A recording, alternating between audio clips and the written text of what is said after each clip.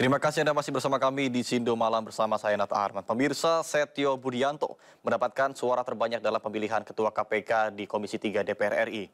Atas hasil ini, Setio Budianto ditetapkan menjadi Ketua KPK 2024-2029. Pak Beni Utama. Komisi 3 DPR RI menyelesaikan proses pemilihan calon pimpinan Komisi Pemberantasan Korupsi periode 2024-2029 dalam rapat pleno di Komisi 3 Komplek Parlemen Senayan, Jakarta. Setio Budianto mendapat suara terbanyak dalam pemilihan Ketua KPK dengan 45 suara. Dengan hasil ini, Setio Budianto sebagai Ketua KPK periode 2024 hingga 2029. Setio akan memimpin lembaga anti rasuah 5 tahun mendatang bersama Fitroh Roh Cahyanto, Ibnu Basuki Widodo, Johanis Tanak, dan Agus Joko Pramono. Diharapkan pimpinan terpilih KPK ini bisa menyelesaikan kasus-kasus korupsi yang masih ada di Indonesia. Tim Liputan iNews melaporkan. Komjen Setio Budianto terpilih menjadi Ketua KPK periode 2024 hingga 2029. Setio mendapatkan suara terbanyak dalam pemilihan Ketua KPK di Komisi 3 DPR, yakni 45 suara.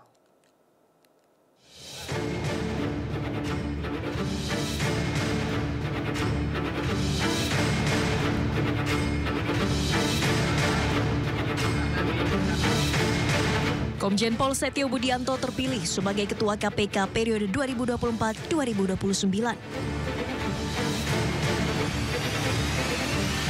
Komjen Setio Budianto terpilih menjadi Ketua KPK melalui mekanisme voting atau pemungutan suara dalam rapat pleno yang digelar di Komisi 3 DPR Kamis siang.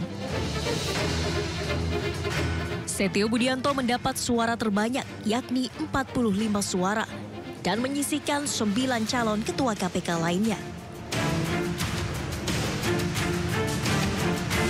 Komjen Pol Setio Budianto saat ini menjabat sebagai Inspektur Jenderal Kementerian Pertanian RI. Pria berusia 57 tahun ini telah lama berkarir di kepolisian tanah air. Ia juga merupakan mantan Kapolda Sulawesi Utara.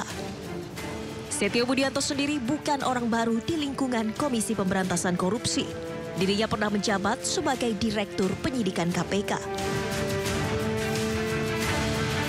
Selanjutnya, Komisi 3 DPR akan membawa nama 5 pimpinan KPK yang baru ke dalam rapat paripurna pekan depan. Tim Liputan iNews melaporkan. Dan berikut pemirsa profil 4 pimpinan KPK lainnya. Johanis Tanak merupakan Wakil Ketua Komisi Pemberantasan Korupsi. Ia pernah menjabat sebagai Wakil Kepala Kejaksaan Tinggi Riau pada tahun 2014. Pada tahun 2016, Johanis juga pernah mengemban posisi Kepala Kejaksaan Tinggi Sulawesi Tengah serta sempat menjabat sebagai Kepala Kejaksaan Tinggi Jambi. Ibnu Basuki Widodo merupakan capim KPK dengan latar belakang hukum. Ia pernah menjabat sebagai hakim di Pengadilan Tinggi Manado. Ibnu juga pernah menjabat sebagai hakim di Pengadilan Negeri Jakarta Pusat, dan pada tahun 2017 Ibnu pernah menjabat sebagai Humas Pengadilan Negeri Tindak Pidana Korupsi Tipikor. Selanjutnya, Agus Joko Pramono merupakan anggota Badan Pemeriksa Keuangan Republik Indonesia (BPK) periode 2018-2023. Agus mengemban pendidikannya dari Sekolah Tinggi Akuntansi Negara, dilanjutkan dengan pendidikan Magister Akuntansi di Universitas Gadjah Mada, serta Doktoral Ilmu Pemerintahan di Universitas Padjadjaran. Selanjutnya, Fitroh Roh Cahyanto saat ini menjabat sebagai Jaksa Fungsional Jampitsus Kejaksaan Agung Republik Indonesia. Fitroh juga pernah menjabat sebagai Direktur Penuntutan Komisi Pemberantasan Korupsi pada tahun 2019, lalu mundur pada tahun 2023.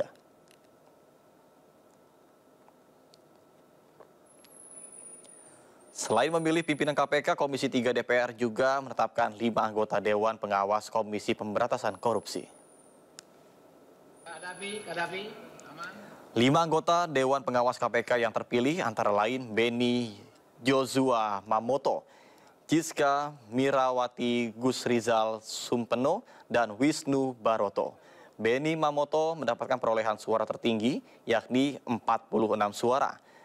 Jiska Mirawati mendapatkan 46 suara, kemudian Wisnu Baroto mendapatkan 43 suara, serta Gus Rizal dan Supeno masing-masing mendapatkan 40 suara.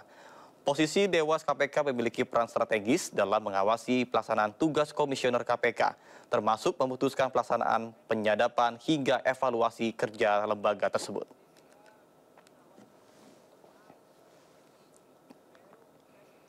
Dalam uji kepatutan dan kelayakan calon pimpinan KPK, operasi tangkap tangan atau OTT menjadi salah satu pembahasan hangat. Salah satu Capim KPK, Johanis Tanak, tegaskan akan menghapus operasi tangkap tangan karena dinilai menyalahi KUHP.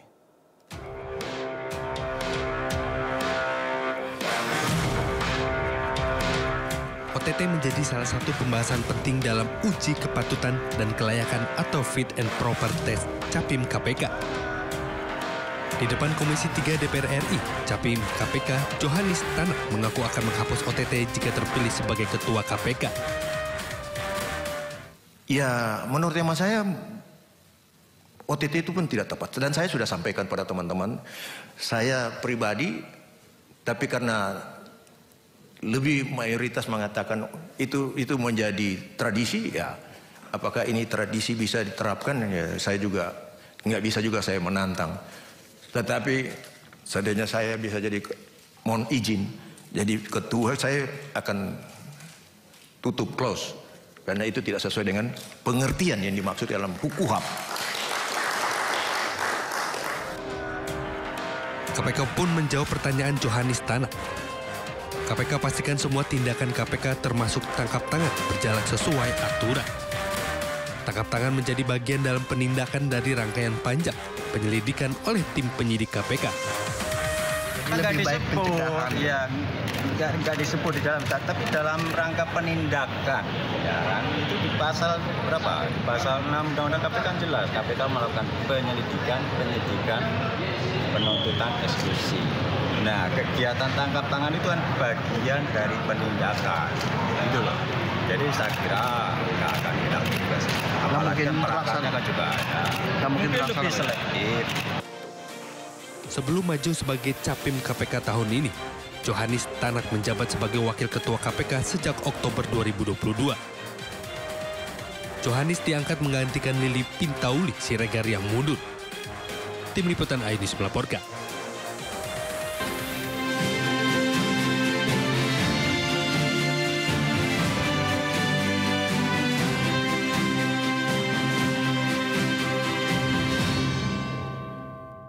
Beralih ke informasi seputar pilkada, pemirsa, kericuhan terjadi di tengah aksi unjuk rasa massa Aliansi Peduli Demokrasi di depan kantor Bawaslu Pandeglang, Banten. Massa melempari kantor Bawaslu dengan telur busuk dan menyegel pintu kantor sebagai protes karena laporan dugaan kecurangan pilkada tidak ditanggapi. Ayo, karena pihak kepolisian adalah suara kita, pihak kepolisian adalah saudara kita. Kericuhan terjadi saat puluhan massa yang tergabung dalam Aliansi Peduli Demokrasi atau AMPD saling dorong dengan aparat kepolisian di tengah aksi unjuk rasa di depan kantor Bawaslu Pandeglang, Banten. Massa membawa keranda mayat sambil menyuarakan aspirasinya sebagai bentuk protes kepada pihak Bawaslu karena berbagai laporan dugaan kecurangan paslon yang telah dilayangkan tidak ditindak tegas. Massa juga melakukan aksi bakar ban dan melempari kantor Bawaslu dengan telur busuk. Peserta aksi kemudian menyegel kantor Bawaslu dengan melakban pintu masuk kantor. Massa mengecam Bawaslu Pandeglang yang dianggap tidak serius dalam menangani laporan masyarakat tentang dugaan kecurangan di Pilkada Serentak 2024. Menuntut untuk Bawaslu Kabupaten Pandeglang untuk kemudian mengoreksi kembali terkait laporan yang itu tidak ditindaklanjuti oleh Bawaslu, dalam hal ini adalah Kumdu. Massa berharap aksi unjuk rasa ini akan ditanggapi oleh pihak Bawaslu. Mereka berharap Bawaslu bersikap adil dalam mengawal pesta demokrasi Pilkada Serentak. Dari Pandeglang, Banten, Iskandar Nasution, iNews melaporkan. Kapolri dan Panglima TNI menghadiri acara doa bersama lintas agama di lapangan Simpang 5 Semarang, Jawa Tengah. Meskipun berbeda pilihan, masyarakat diimbau tetap menjaga kondusivitas selama penyelenggaraan pilkada serentak.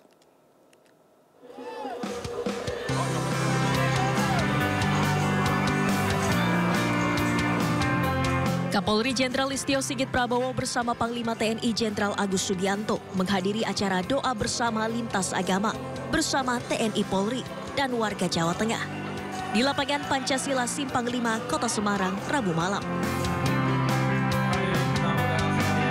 Agenda digelar sebagai cooling system jelang pelaksanaan pilkada serentak dan untuk mendoakan agar pelaksanaan pilkada Jawa Tengah berlangsung aman dan lancar. Acara diisi dengan ceramah kebangsaan oleh Muhammad Ikdam Khalid atau Gus Ikdam, selaku pengasuh Pondok Pesantren Mambaul Hikam II, Kabupaten Blitar. Kapolri Jenderal Listio Sigit Prabowo mengingatkan pentingnya menjaga persatuan dan kesatuan, meskipun masyarakat berbeda pilihan dalam pilkada. Walaupun tentunya masing-masing memiliki perbedaan dalam hal pilihan, dalam hal paslon, namun yang kita pesankan bahwa siapapun yang terpilih tentu kita harus terus menjaga persatuan dan kesatuan. Kapolri juga berpesan kepada masyarakat untuk tidak mudah terprovokasi dengan isu yang bisa memecah belah persatuan dan kesatuan menjelang Pilkada serentak 27 November 2024. Dari Semarang, Jawa Tengah, Kristadi, iNews melaporkan.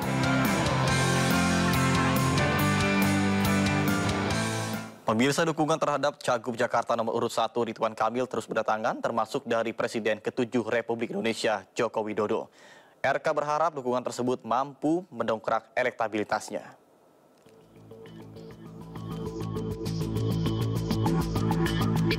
Presiden ke-7 RI Joko Widodo bertemu dengan calon gubernur Jakarta nomor urut 1 Ridwan Kamil. Keduanya menghadiri acara pengukuhan Ketua Wilayah Perkumpulan Keluarga Besar Putra Jawa Keturunan Sumatera atau Pujakusuma DKI Jakarta. RK menyebut Jokowi menyampaikan dukungan dan doa kepada dirinya, serta meminta RK untuk terus menyapa warga di sisa masa kampanye. Ya, beliau Pak Ridwan Kamil, semua udah tahu. Ada Pujakusuma mungkin Pak, Bapak mungkin mengenalkan Pak RK Pak, Pujakusuma Pak. Sudah saya bisikin. Oke, siapa? Ya, semua dukungan pasti berdampak, apalagi yang mendukung adalah tokoh-tokoh kan. Tokoh-tokoh ini kan punya pengikut, punya pengagum. Mudah-mudahan kalau tokohnya mendukung, pengikut-pengagumnya juga mendukung. Dukungan juga datang dari relawan Pandawa 5, binaan Luhut Binsar Panjaitan. Relawan ini berkomitmen untuk memenangkan pasangan RK Suswono, terutama di wilayah Jakarta Timur. Di hari yang sama, RK juga menghadiri acara konsolidasi dan istighosah P3 di kantor DPW P3 Jakarta.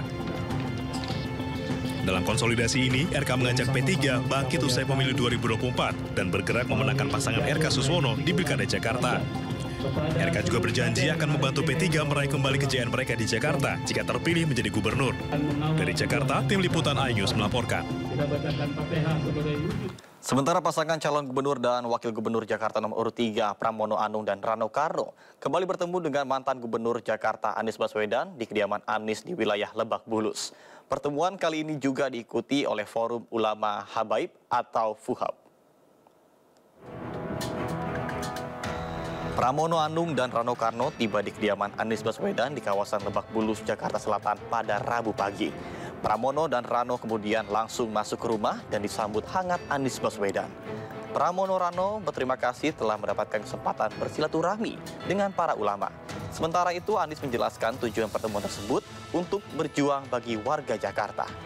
Terlihat Pramono Rano, Anies serta para ulama yang hadir berpose 3 jari yang identik dengan nomor urut pasangan Pramono Rano dalam Pilgub Jakarta.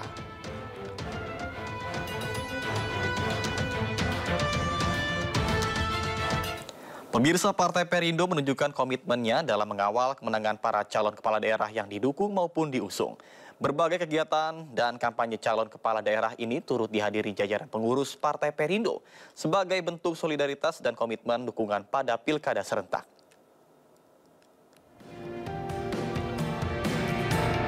PLT Sekjen Partai Perindo, Andi Muhammad Yuslim Patawari, beserta jajaran pengurus DPW Partai Perindo Provinsi Sulawesi Tenggara, ikut menghadiri kampanye akbar pasangan calon wali kota dan wakil wali kota Kendari, Abdul Razak Afdal, di pelataran XMTQ Kota Kendari.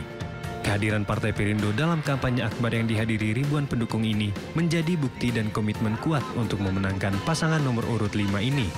Ini adalah komitmen kami Partai Perindo, Dewan Pimpinan Pusat Pak Haritano dan Mbak Angela meminta saya untuk mewakili beliau menghadiri kampanye akbar. Ini adalah bentuk dukungan kepada Pak calon wali kota dan calon wakil, insya Allah akan menjadi wali kota terpilih. Inilah komitmen kami dari Partai Perindo. Akhirnya kami datang ke tempat ini untuk melakukan kampanye akbar.